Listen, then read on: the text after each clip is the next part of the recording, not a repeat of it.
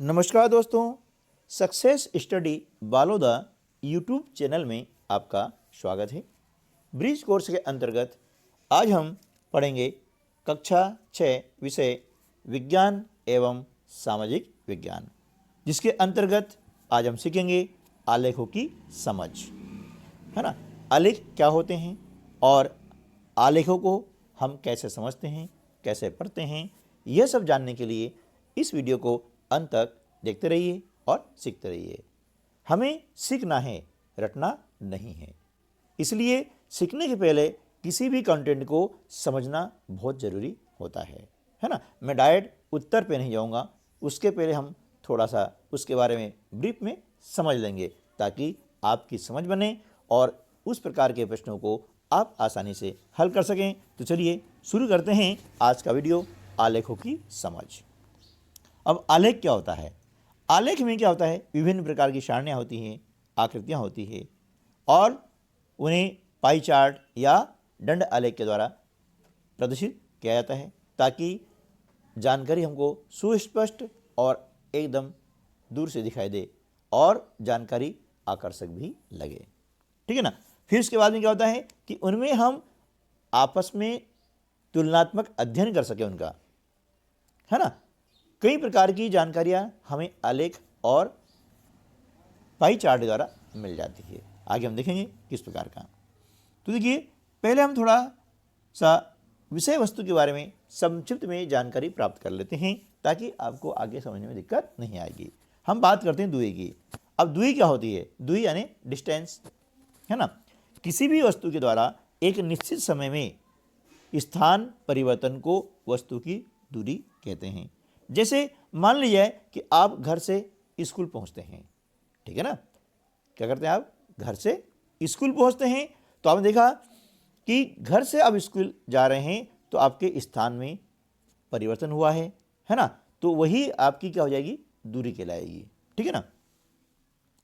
उसके बाद में हम बात करते हैं क्षेत्रफल। अब क्षेत्रफल क्या होता है? कोई सी वस्तु है, यदि उस वस्तु के द्वारा तल पर, है ना, जो स्थान घेरा जाता है उसे हम उस वस्तु का क्षेत्रफल कहते हैं। जैसे कि मान लीजिए हमने किसी किताब को हमारी टेबल पर रखा, अब उस किताब ने टेबल पर कितना स्थान घेरा, कितनी जगह में आ गई, जितनी जगह में वो आती है ना वही उसका कहलाएगा क्षेत्रफल और इंग्लिश में से कहते हैं एरिया, ठीक है ना। तो यहाँ पर आपको जो है दी गई है परिभाषा कि किसी वस्तु द्वारा किसी तल पर जो स्थान घेरा जाता है वह उस वस्तु का क्षेत्रफल कहलाता है। आप देख रहे हैं यहाँ पर एक वस्तु है ABCD, है ना। इसको यहाँ पर एक तल पे रखा गया है और ये जो छायांकित किया गया है यह उसका क्षेत्रफल है, ठीक है ना। चलिए, और क्षेत्रफल ज्ञात करने के लिए हम क्या करेंगे कि इसकी लंबाई में चौड़ाई गुणा कर देंगे, है ना। ये लंबाई है और ये क्या होगी? इसकी चौड़ाई। जब लंबाई में चौड़ाई का गुणा कर देते हैं तो जो गुणनफल आता है उस वस्तु का क्षेत्रफल कहलाता है। अब उसके बाद में हम बात कर लेते हैं परिमाप की, है ना। क्या कर लेंगे? परिमाप। परिमाप बने पेरीमीटर, है ना, या इसे परिमिति भी कहा जाता है। तो किसी वस्तु या क्षेत्र के चारों ओर की दूरी का कुल योग या जोड़ परिमाप कहलाता है। वस्तु कोई सी भी है, उसकी जितनी भुजाएं होती हैं, है ना, उन सारी भुजाओं की लंबाइयों का जब हम योग कर देते हैं, योग यानी जोड़ कर देते हैं, तो जोड़ जो आता है ना बेटा वह कहलाता है परिमाप, ठीक है। जैसे आपके सामने यहाँ पर एक दिया गया है वर्गाकार आकृति, इसकी लंबाई कितनी है? 5, है ना, सेंटीमीटर है, मान लेते हैं 5 सेंटीमीटर। चौड़ाई भी 5 सेंटीमीटर, है ना। अब ये भी 5 सेंटीमीटर और ये भी 5 सेंटीमीटर, ठीक है ना। हमें ज्ञात करना है इसका परिमाप। परिमाप का मतलब क्या होता है कि यहाँ A से B तक की लंबाई कितनी हो गई? 5। फिर B से D तक कितनी हो गई? 5। तो 5 धन 5 कितना हो गया? 10। फिर D से C तक 5, तो 10 और 5 15। और फिर C से A तक 5, तो 15 और 5 कितना हो गया? 20। यानी 20 जो सेंटीमीटर है इसका क्या हो जाएगा?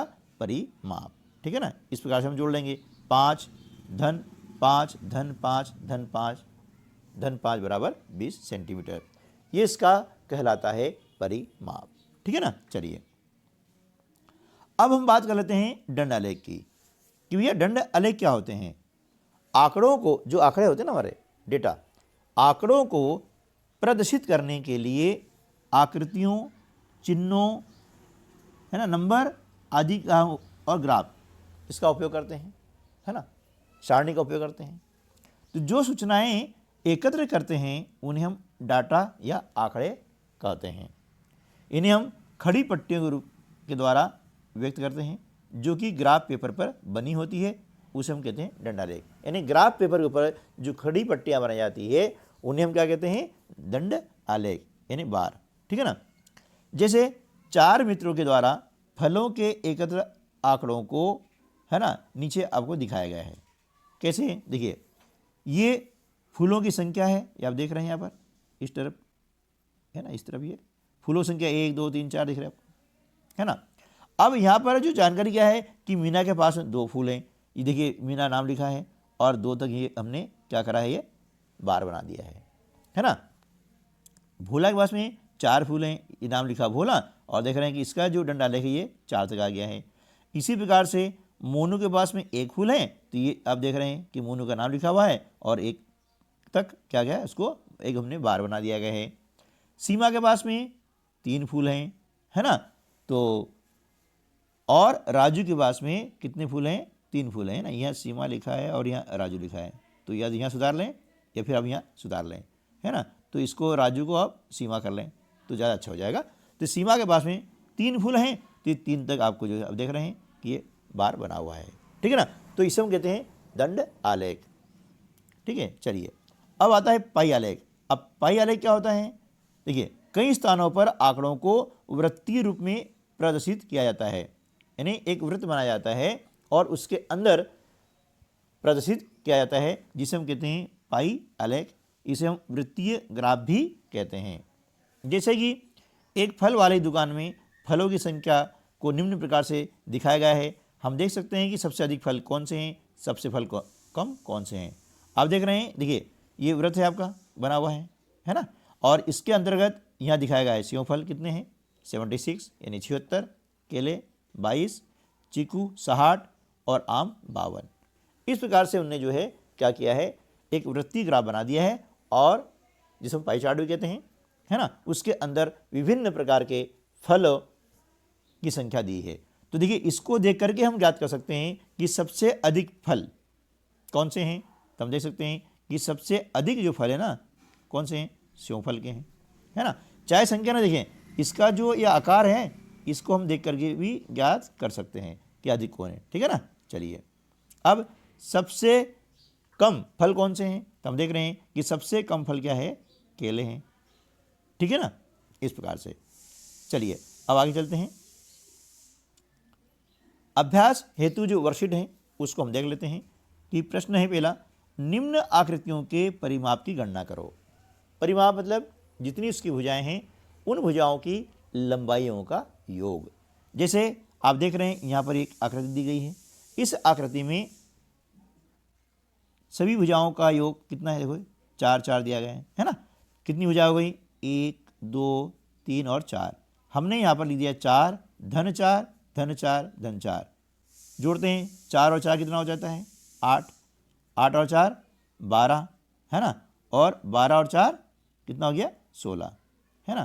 तो हमने क्या किया, यहाँ पर लिख दिया है 16 सेंटीमीटर, ठीक है ना। ये उसका क्या हो गया, परिमाप। यानी ये 4 जोड़ दिया 8, ये 4 जोड़ा 12 और 4 जोड़ा 16, ठीक है ना बेटा। इस प्रकार से हम ज्ञात करते हैं परिमाप। चलिए अगली जो है आकृति उसको हम देख लेते हैं कि इस आकृति में भी आप देख रहे हैं यह आकृति की लंबाई है 5 सेंटीमीटर, है ना, और चौड़ाई कितनी है, 2 सेंटीमीटर। यानी इस प्रकार की जो आकृति को हम बोलते हैं आयत। क्या बोलते हैं, आयत। और आयत के आकार की होती है, इसलिए इसे कहा जाता है आयताकार आकृति। ओके, तो आयत में क्या होता है, लंबाई अधिक होती है और चौड़ाई कम रहती है ना। अधिक लंबाई अधिक है इसलिए इसका नाम लंबाई है ना, ठीक है। तो यहाँ पर क्या करेंगे, हमें निकालना परिमाप। तो पहले लंबाई कितनी है, 5 लिख लिए, फिर चौड़ाई कितनी है, 2, 5 और 2 7, 7 और 5 12, 12 और 2 14। तो हमने यहाँ लिख दिया 14 सेंटीमीटर, ठीक है ना। चलिए अगली जो आकृति है इसमें देख रहे हैं कि यहाँ पर भी एक भुजा की माप कितनी है 4 सेंटीमीटर, दूसरी 3, फिर 4, फिर 3, यानी आमने सामने भुजाएं जब बराबर होती है तो वो आयत कहलाती है। हमने चारों जोड़ दिया, 4 और 3 कितने हुए 7, 7 और 4 11 और 3 14, तो इसका परिमाप कितना हो गया 14 सेंटीमीटर। ठीक है ना। चलिए आगे चलते हैं। आप देख रहे हैं कि इस आकृति में एक भुजा की माप कितनी है 3, दूसरी ये भी 3, तीसरी भी 3 और चौथी भी 3, है ना। जब सारी भुजाएं बराबर होती ना तो ऐसे आकृति को हम बोलते हैं वर्ग यानी स्क्वायर। अब चारों हम जोड़ दिया, 3 धन 3 धन 3 धन 3, 3 और 3 6, 6 और 3 9, 9 और 3 12, तो इस प्रकार से इस आकृति का परिमाप कितना हो गया 12 सेंटीमीटर। ठीक है ना। चलिए आगे हम देख लेते हैं। कौन सी आकृति कम स्थान घेरेगी, अर्थात किसका क्षेत्रफल कम होगा। जो आकृति जितना स्थान घेरती है वह उसका कहलाता है क्षेत्रफल। ठीक है ना। तो आप देख रहे हैं यहाँ पर आकृति ए और आकृति बी, दोनों को आप देख रहे हैं, ये आकृति है ना, और ये है। आप दोनों में कौन सी आकृति क्षेत्रफल कम घेरेगी, यानी जो छोटी होगी ना वो क्षेत्रफल कम घेरेगी और जो बड़ी होगी उसका क्षेत्रफल अधिक होगा। तो हम देख रहे हैं कि यहाँ पर आकृति ए जो है क्षेत्रफल कम घेरेगी, यानी इसका क्षेत्रफल कम है, स्थान कम घेरेगी। ठीक है ना। जो स्थान घेरती है वही क्षेत्रफल।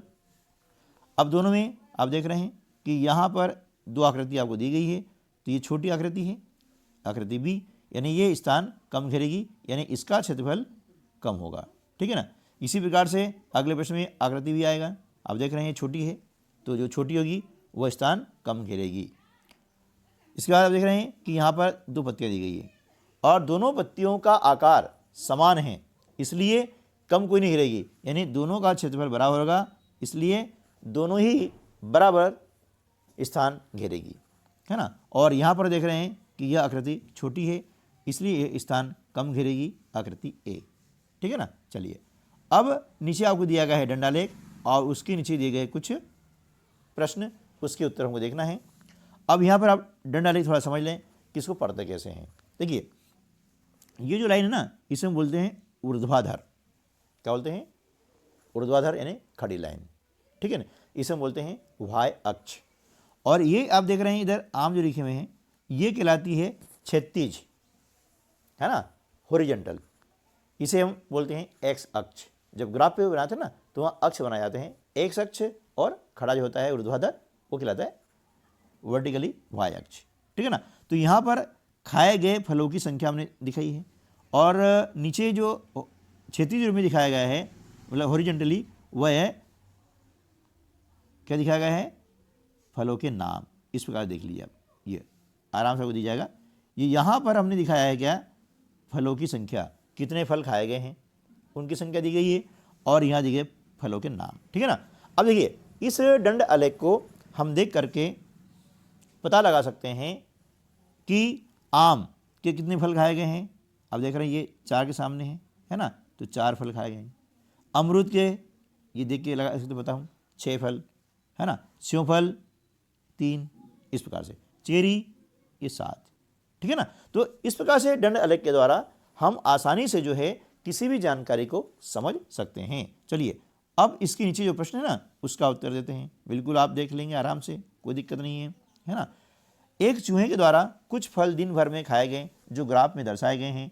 ग्राफ को देख करके प्रश्नों के उत्तर दीजिए। चूहे ने कुल कितने फल खाए, है ना। अब कुल फल के लिए क्या करेंगे, इन सारे फलों को हम जोड़ लेंगे। ठीक है ना। देखिए यहाँ पर अब आम कितने 4, अमरूद 6, तो कितने हो गए 10, सेवफल कितने 3, 10 और 3 13, चीरी कितने हो गए 7, 13 और 3 20। तो इस प्रकार से यहाँ पर उत्तर क्या आ जाएगा कि चूहे ने कुल कितने फल खाए हैं, तो चूहे ने 20 फल खाए हैं। ठीक है ना। अब चूहे ने सबसे ज़्यादा कौन से फल खाए, अभी हमने देखा था चेरी के 7, है ना। चूहे ने कितने अमरूद खाए हैं 6, चूहे ने कितने आम खाए हैं 4, इस प्रकार से चूहे ने कितने चेरी के फल खाए हैं, इनकी संख्या 7 है, लिख दिया हमने। खाने वाले सबसे कम फल का नाम क्या है, सेवफल है, जो आपको मैंने बताया था। देखिए इस प्रकार से इसमें हम देख करके ये प्रश्न उत्तर आसानी से आप देख सकते हैं बेटा, बहुत आसान है। थोड़ा सा आप समझ लें, यदि समझ में नहीं आया एक बार में तो वीडियो को थोड़ा सा पीछे कर लें और फिर देख लें।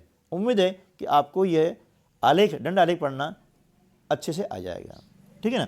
उसके बाद भी यदि आपको कोई परेशानी आती है तो मैं एक दंड आलेख का एक अलग से वीडियो बना दूंगा, ठीक है दोस्तों। चलिए, हमें सीखना है, रटना नहीं है, इस बात को ध्यान रखना बेटा, है ना। और सीखने के लिए समझना तो पड़ेगा, सुनना तो पड़ेगा, है ना। नहीं डायरेक्ट में उत्तर ले दूंगा, फटफट 5 मिनट में तुम्हारा वीडियो खत्म कर दूंगा, लेकिन बेटा समझ में नहीं आएगा, ठीक है ना। यदि समझना है, सीखना है तो वीडियो को पूरा देखना है, ठीक है ना। चलिए, अगला है, प्रियंका द्वारा परीक्षा में प्राप्त अंकों के दंड आलेख का चित्र देख करके प्रश्नों के उत्तर दो। जैसा भी हमने पिछला प्रश्न में किया था उसी प्रकार से यहाँ आपको फिर दिया गया एक दंड आलेख, इसको आप ध्यान से देख लें और समझ लें। फिर क्या होगा, है ना।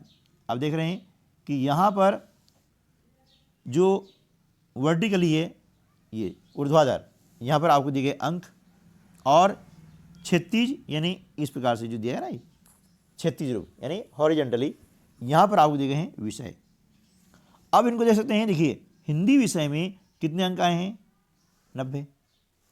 गणित में कितना आए हैं, इसके सामने देखिए 50। आप इसके द्वारा भी दोनों को मिला के देख सकते हैं। शुरुआत में आसान तरीका है और सबसे अच्छा तरीका वही है। विज्ञान 70, अंग्रेजी में भी 50, संस्कृत में 40, ठीक है ना। ये इतने अंक प्राप्त किए हैं, हमने ये दंड आलेख देख करके ही पता लगा लिया है, ठीक है ना। तो अब इसके आधार पर हम क्या करेंगे, आगे जो प्रश्न हैं उनका उत्तर देंगे, है ना। देखिए, कुल कितने विषयों की प्रियंका ने परीक्षा दी, 5। प्रियंका को सबसे ज़्यादा अंक किस विषय में मिले, हिंदी में। प्रियंका को किस विषय में कम अंक मिले, संस्कृत में। सुमित को विज्ञान विषय में कितने अंक मिले, 70 अंक, ठीक है ना। इस प्रकार से इसका उत्तर हम दे सकते हैं। चलिए, अगला जो है आपको दिया गया है पाई चार्ट यानी वृत्तीय ग्राफ, ठीक है ना। तो इसमें आप देख रहे हैं कि चार्ट के माध्यम से आपको बताया गया है कि बच्चों के पसंद के खेल कौन कौन से हैं और उनसे संबंधित फिर हमें क्या है, प्रश्नों के उत्तर देना है। आप देख रहे हैं कि यहाँ पर क्रिकेट का हिस्सा ही है और क्रिकेट खेलने वाले यानी क्रिकेट पसंद करने वाले बच्चों की संख्या कितनी है, 63, 63। चेस खेलने वाले बच्चों की संख्या 23 छात्र है, 23। मुक्केबाजी को पसंद करने वाले 34, 34। बैडमिंटन को पसंद करने वाले 58 यानी 58। हॉकी को पसंद करने वाले 46 यानी 46 छात्र, और कुश्ती को पसंद करने वाले 52 छात्र यानी 52। देखिए, अब इसको देख करके हम यहाँ पर कई प्रकार के प्रश्न बना सकते हैं और समझ सकते हैं। देखिए, पहले हम इसको समझ लेते हैं, उसके बाद क्या करेंगे, आगे जो है प्रश्नों को हल करेंगे। अब यदि आपको कहा जाए कि सबसे अधिक किस खेल को बच्चे पसंद करते हैं, तो यहाँ पर आप देख सकते हैं कि क्रिकेट उत्तर आएगा, ठीक है ना। सबसे कम का बोलेगा तो चेस आ जाएगा, क्योंकि यहाँ पर सबसे कम है। अब इसी प्रकार से और भी आप प्रश्न बना करके इनका अध्ययन कर सकते हैं। हम कह सकते हैं कि बैडमिंटन और हॉकी दोनों में से बच्चे किसे अधिक पसंद करते हैं, तो सुबह के उत्तर आ जाएगा बैडमिंटन, ठीक है बेटा। इस प्रकार से चलिए, अब आगे थोड़ा सा हम देख लेते हैं कि खेलने वाले छात्रों या बच्चों की कुल संख्या कितनी है। तो हमने इसका जोड़ लगा दिया, कितना आ गया, 276। क्रिकेट कितने छात्रों को पसंद है, 63, 63। बैडमिंटन कितने बच्चों को पसंद है, 58। सबसे कम कौन सा खेल बच्चे खेलते हैं, चेस, ठीक है ना। चलिए, अब क्या करें, आपको हम दे रहे हैं एक प्रोजेक्ट कार्य। इस कार्य के अंतर्गत क्या करना है आपको कि जो समाचार पत्र आते हैं ना, पेपर जिसे अखबार भी कहते हैं हम, उसमें से विभिन्न प्रकार के दंडालेख आते रहते हैं, उनको काट करके आपको दंडालेख और पाई आलेख यहाँ पर अपनी कॉपी में चिपकाना है, ठीक है ना। ये यहाँ पे आपको चिपका देना है। चलिए, अब आगे हम कर लेते हैं स्व आकलन, है ना, कि क्षेत्रफल से क्या समझते हैं। तो किसी वस्तु द्वारा किसी तल पर जो स्थान घेरा जाता है वह उस वस्तु का क्षेत्रफल कहलाता है ना। ये अपना क्या हो जाएगा बेटा, रिवीजन हो जाएगा कि अभी तक हमने जो पढ़ा है उसकी मुख्य मुख्य बातें कौन कौन सी है, कि इस लर्निंग आउटकम को पढ़ने के बाद में हमें क्या आना चाहिए, है ना। तो 100 आकलन के अंतर्गत वही दिया गया है कि इतना हमको ये चीज़ आनी चाहिए। अगला है दूरी किसे कहते हैं, तो किसी वस्तु द्वारा एक निश्चित समय में स्थान परिवर्तन को वस्तु की दूरी कहते हैं। दूरी यानी डिस्टेंस, ठीक है बेटा। चलिए अगला जो प्रश्न है, परिमाप की परिभाषा लिखिए। किसी वस्तु या क्षेत्र की चारों ओर की दूरी का कुल योग या जोड़ परिमाप कहलाता है, ठीक है ना।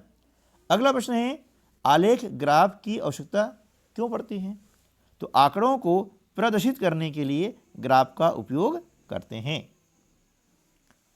उसके बाद में चलते हैं तो प्रश्न आता है, दंड आलेख एवं पाई आलेख में अंतर बताइए, कि भैया दोनों अंतर होता क्या है। तो दंड आलेख खड़ी पट्टियों के द्वारा व्यक्त किया जाता है, जबकि पाई आलेख को वृत्तीय रूप में प्रदर्शित किया जाता है, ठीक है दोस्तों। तो इस प्रकार से आज का वीडियो हम यहीं समाप्त करते हैं, और वीडियो अच्छा लगे तो लाइक कीजिएगा, अपने अन्य दोस्तों को शेयर कीजिएगा, और यदि चैनल पर आप पहली बार आ रहे हैं तो नीचे जो लाल बटन का लिखा हुआ है सब्सक्राइब, उसको आप दबा दें, बेल आइकॉन को प्रेस कर दें और ऑल पर सेट कर दें। मिलते हैं अगले वीडियो में, तब तक के लिए नमस्कार, जय हिंद।